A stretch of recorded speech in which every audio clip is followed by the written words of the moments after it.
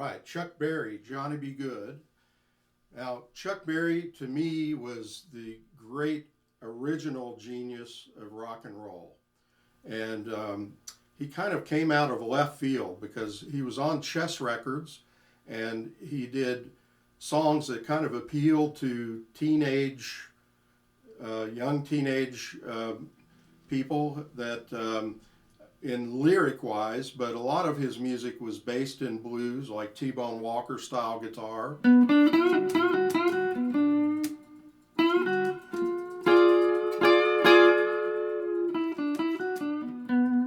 did a lot of double stops, but he also said besides T-Bone Walker, he was kind of a mix of T-Bone Walker and Glenn Miller. And Glenn Miller, the big band composer and director,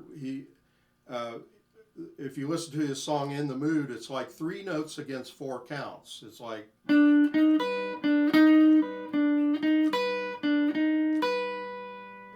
and that's in a nutshell what Chuck Berry did with lead guitar stuff, is that he would play what sounded almost like triplets, like in this beginning of Johnny B. Goode. You would almost think that that's 1, 2, 3, 2, 2, 3, 3, 2, 3, but it's not. It's in a 4 count. It's 3. He's sliding every 3 chords, but it's in a 4 count. So it's kind of a kaleidoscopic effect of rhythm. 3 against 4 is what we would call that. 1 and 2 and 3 and 4 and 1 and 2 and 3 and 4. And then he does it again. 1 and 2 and 3 and 4 and 2 and 3 and 4. And then when he does these bends, these T-Bone Walker bends, he's doing that same thing, but it almost sounds like a shuffle, like a 1, 2, 3, 2, 2, 3, 3, 2, 3, 4, 2, 3. And you would think it was like 1, 2, 3, 2, 2, 3, 3, 2, 3, 4, 2. But it's not. It's counted in straight eighth notes. It's like 1 and 2 and 3 and 4 and 1 and 2 and 3, 4. And it has a 2 quarter note tag at the end. And we'll talk more about that later. So it's like quarter, eighth, quarter, eighth, quarter, eighth, quarter, eighth, quarter, quarter, quarter, eighth, quarter, eighth, quarter.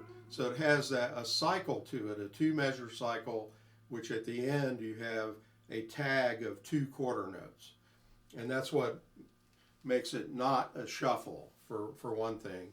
Plus, the whole song is in straight eighth notes, so it's not really a triplet or a shuffle rhythm at all, but he sort of tricks the ear into almost thinking it is.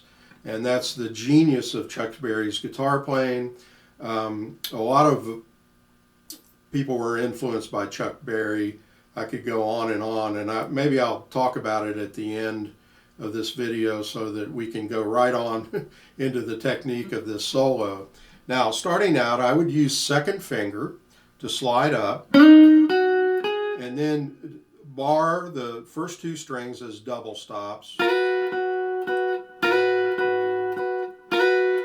then down, up, down, up, down, up, down. Now, there's a tricky string change when you get to the first finger note of the second string, this F sharp here.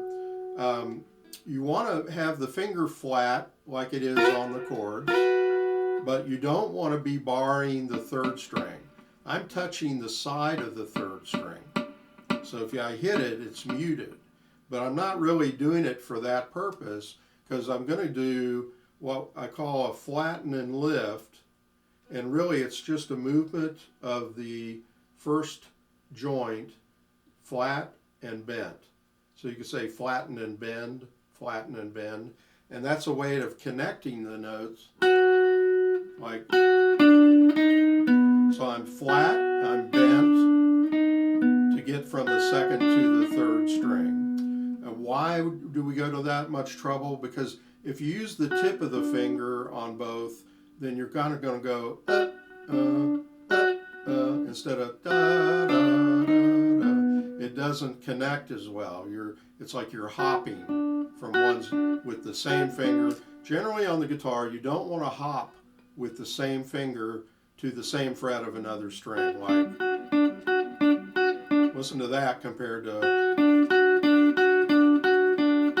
so that's flatten and lift. It's a very important technique to learn, and a lot of people don't get it for a long time.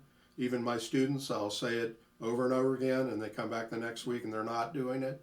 So I'm just telling you, you want to get that. You know, just do some exercises where you're doing maybe third finger too. Mostly you'll do it with the first and third finger, though a lot of jazz guys, they'll do it with all four fingers. And so it's, listen to that sound compared to just using the tip of your finger. Just doesn't get it, you know, it doesn't connect. And everybody who plays lead guitar really well knows that. And like Jimmy Page, there's Black Dog Lick where he does flatten and lifts and bend and flattens all over the place in that riff. But this is a key thing, so you're going like flat, bend, and that connects the sound. Okay, so and then, so let me just, then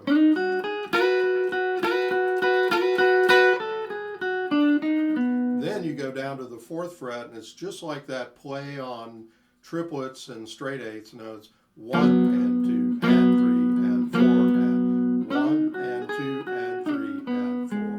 Now, when you slide up for this pentatonic lick, I would stretch out the second finger rather than using the third finger. When I was younger, I would have used the third finger and then contracted. So I'd go 3, 3, 1, 3, 1, 3, 1, 3, and you can do that. But a lot of guitar players, after a while, you learn that the second finger often replaces the third finger in key spots when you're playing lead guitar. Like if you're doing a lick like this. Again, here now we're connecting the same fret from one string to another. And then, you know, often you would play the second finger where normally you would play the third. And especially up high where the frets are closer together. But I would recommend sliding with second and then sliding back with second. And you could either do second there or you could do third. With me, it depends on what side of the bed I get up on. You know, I might do second there, I might do third. I think I tend to do third. And then after that, we have that fake shuffle rhythm where he's like, and now the technique for that, you're gonna hit down, down, down, down, down, down, is what I would recommend. When you do the bend, the back of your thumb will cut off that string at the top of the bend, because you don't want the bend going, you don't want it going up and down. You only want it to go up, because you're matching the pitch of the second string. So you're bending an E to an F sharp, and then cutting it off, and then hitting F sharp on the second string. Very common lick with lead guitar, and sometimes we do it on the second to the first string, stretched out more, that kind of thing. But so you, the back of your thumb cuts, but at the same time you're planting your pick on the second string. So you're cutting the third string and planting at the same time. So cut, plant, cut, plant, cut, plant.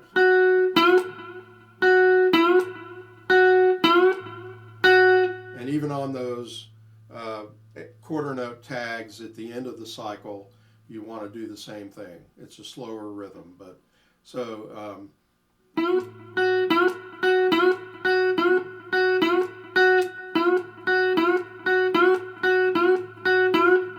and then down, down, up, down, down, up, down, up, down, up,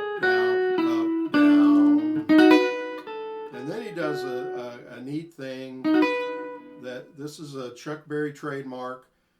It's kind of early sweep picking, you know, that and even jazz guitarists like Barney Kessel, he would do it with 6 strings. And sweep picking was not invented by heavy metal players like Yngwie Malmsteen. It was not invented in the 70s, folks. Sweep picking goes way back, you know. So it's like he's making a triad, but he's not just letting them all ring together. He's cutting one off as he plays the next string. But with the pick, he's just going like that with the pick. So it's like, and I've seen him do that with his tongue. You know, that was part of his showbiz thing, you know. But anyway, if you have trouble with that, a lot of people have trouble with that. Plus, you're kind of twisting. You're doing the first finger, and then kind of pivot the hand into that triad, like. So you're doing an upstroke there, and then like that. No, actually, it's a downstroke. 2 downstrokes in a row. Sorry. And that measure from the downbeat is from the 10th fret is down, up, down, up, down, down, up, down, up. And then these bends are not in a shuffle type rhythm. They're just straight 8th notes. It's 1 and 2 and 3 and 4 and 1.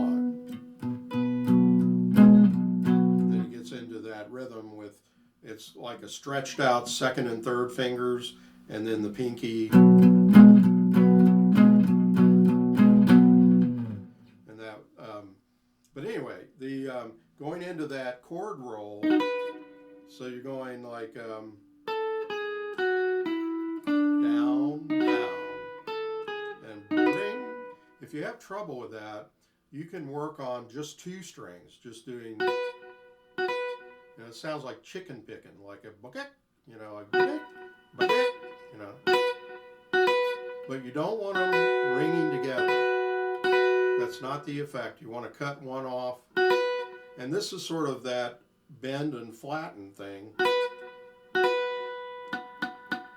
See? So as soon as I play this string, this one's dead. And then you add the 2nd finger on the 3rd string, and then try to get 3 notes going. So that's a good way to learn this technique. Do 2 notes with just the 1st finger. And what you do is you tilt the hand a little bit, and that will, it's not necessarily a bend and flatten. It's kind of a flatten, but a flatten tilt. You know, kind of a, so you're tilting to cut off the 2nd string when you play the 1st string. And then with the 2nd finger added, you're tilting that too. Make sure your 2nd finger does not come off the 3rd string, or you might get a, you know, like an unwanted pull off to the open string. So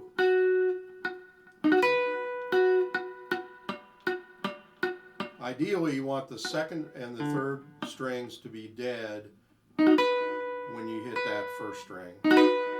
It might be okay if like the 2nd string rings a little bit, but really you want them dead. So just practice it over and over, and maybe just try the 3rd string to the 2nd string, and then the 2nd to the 1st string, and then all 3. It's a kind of a touch with the left hand, and it's a synchronizing of the pick going through the strings while you're releasing the pressure of the left hand. See, I can do it with a 6-string chord, kind of. I don't practice this kind of thing, but.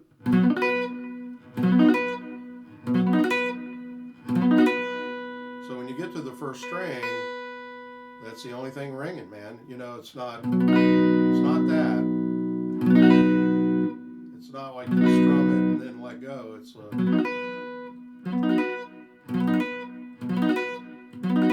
it can be done from 2 strings to 6 strings, and that's a kind of a chord roll. It's like a sweep picking.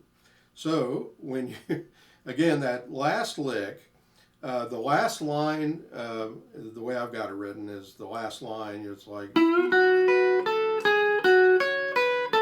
so it's down, down, up, down, down, up, down, up, down, up, down, up, down, down, down, up, down, up, down, up, down, up, down. I think there was one upstroke. I didn't say it out loud, but I was doing it, okay? So that's pretty much the nuts and bolts of this intro.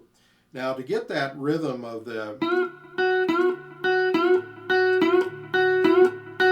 I do an exercise with my students to where they're just playing an open string. And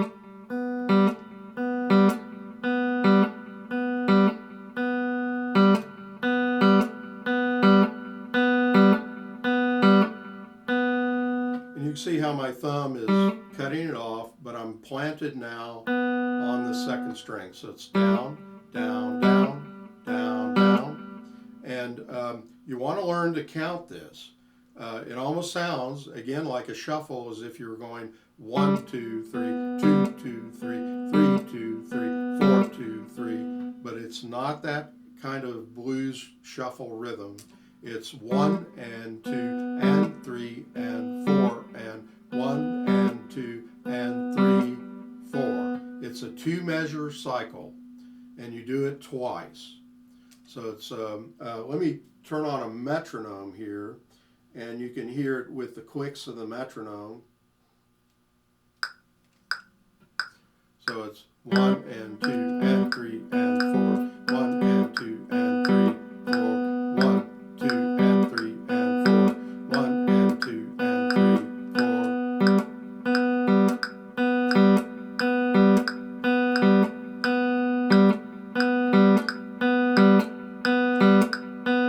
And then apply it to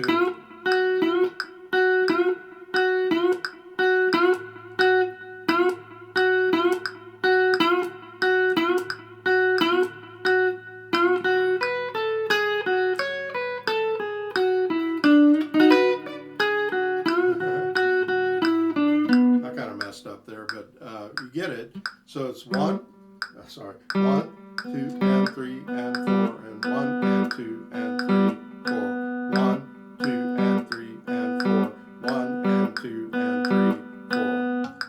So if you're tapping it out, 1, 2 and 3 and 4, 1 and 2 and 3, 4, 1, 2 and 3 and 4, 1 and 2 and 3, 4. So have fun with that. Now, let me turn this off. Getting back to talking about Chuck Berry, his lyric writing was really poetic genius in that,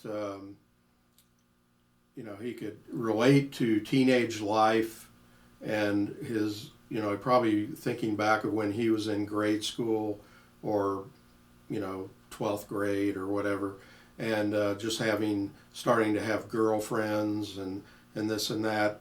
And his lyricism was genius, and phrases like coffee-colored Cadillac, that it just sounds like rock and roll. And like a Warren Zevon in Werewolves of London, a little old lady got mutilated late last night. That lyric, even though it's Warren Zevon's, it's straight from the style of Chuck Berry.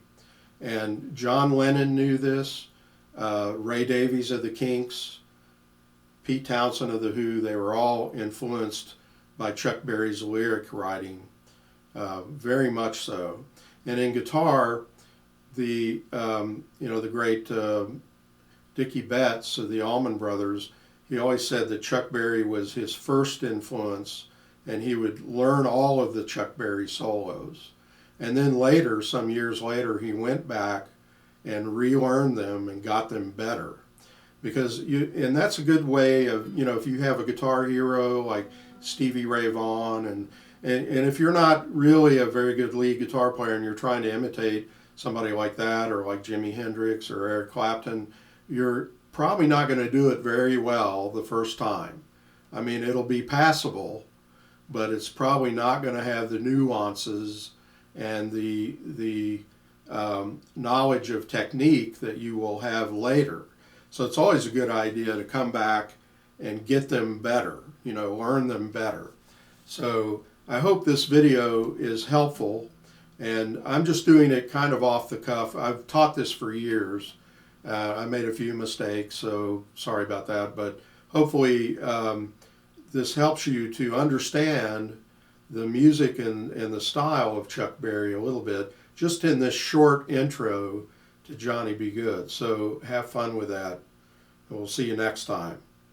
Don't forget to subscribe to John Hedger Guitar Studio on YouTube. Visit my Facebook page and like it. Even if you don't go on Facebook much, you can do a search for my Facebook page and give me another like, and it always helps my algorithms. I really need algorithms. So thanks a lot, and see you later.